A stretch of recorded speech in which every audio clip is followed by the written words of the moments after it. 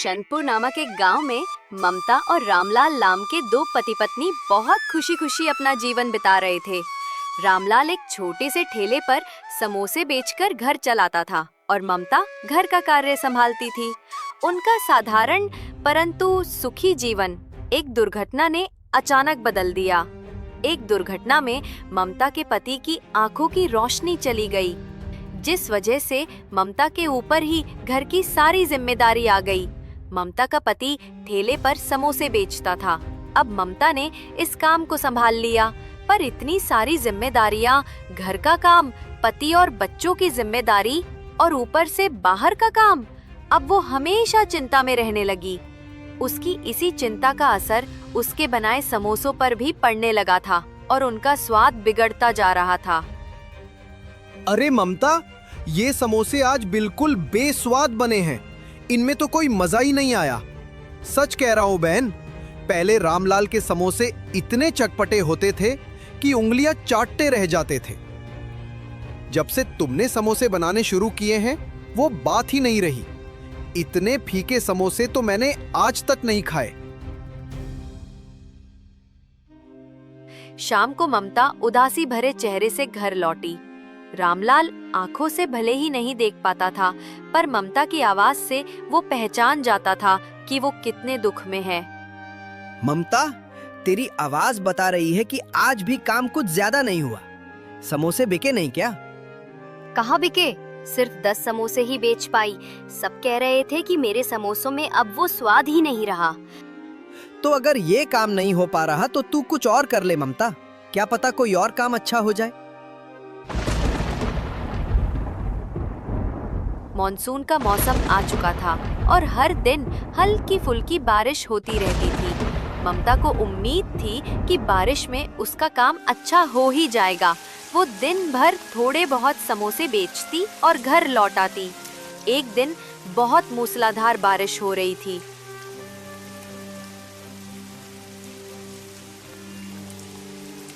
लगता है ये बारिश आज रुकने वाली नहीं है और इतनी तेज बारिश में कोई ग्राहक भी नहीं आएगा। क्या करूं? कुछ समझ नहीं आ रहा। इतने सारे समोसे बनाए हुए हैं, अगर नहीं बिके तो बड़ा नुकसान हो जाएगा। अगर पैसे होते तो मैं एक बड़ी छतरी खरीद लेती। वो होते तो मैं खुद ही ठेला लेकर गली गली समोसे बेचने चली जाती। ममता अभी सोच ही रही थी कि तभी एक बूढ़ा व्यक्ति ठंड से कांपता हुआ वहां आता है। ममता ने उसे देखकर अपने ठेले की छतरी के नीचे जगह दे दी। बूढ़े ने कहा, बेटी, सुबह से मेरे परिवार ने कुछ नहीं खाया, थोड़ा कुछ खाने को दे दो, बड़ी दया हो गई। बाबा, चिंता मत करो, आज आपका परिवार भूखा नहीं रहेगा। लीजिए, मैं आपको कुछ समोसे दे रही हूँ, ले जाइए।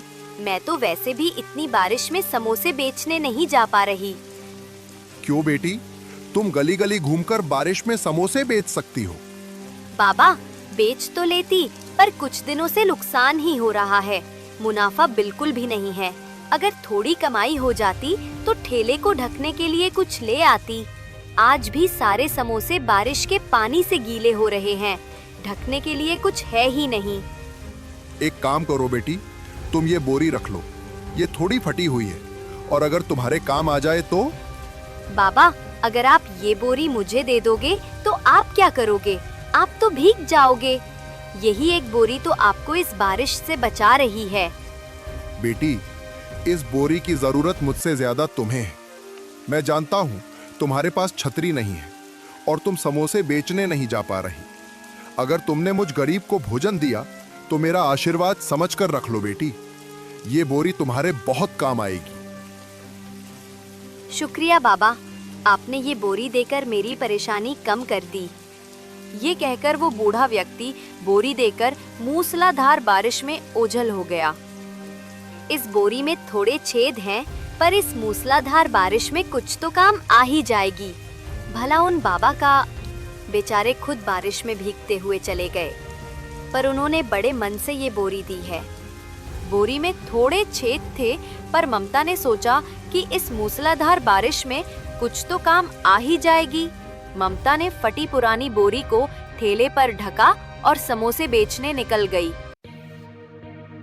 गर्मा गर्म समोसे ले लो, गर्मा गर्म समोसे। भैया, गर्मा गर्म चटपटे समोसे ले लो।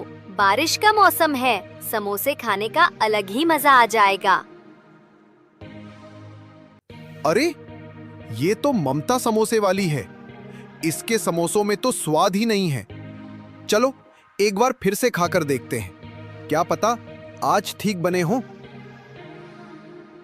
ममता, जल्दी से 2 समोसे दे दो। ममता वहाँ खड़ी कुछ लोगों को समोसे दे रही है। अरे वाह, क्या बात है ममता, आज तो तुम्हारे समोसों में जान आ गई है। एकदम चटपटे और स्वादिष्ट। सच में इतने लजीज समोसे तो मैंने आज तक कहीं नहीं खाए। अच्छा, तो फिर मुझे भी एक समोसा दे दो। देखते ही देखते ममता के आसपास लोगों की भीड़ लग गई। ममता ये देखकर हैरान थी। सब उसके समोसों के स्वाद की तारीफ कर रहे थे। अरे समोसे वाली, जल्दी से मेरे लिए 10 समोसे पैक कर दो। और 5 समोसे मेरे लिए भी पैक कर देना।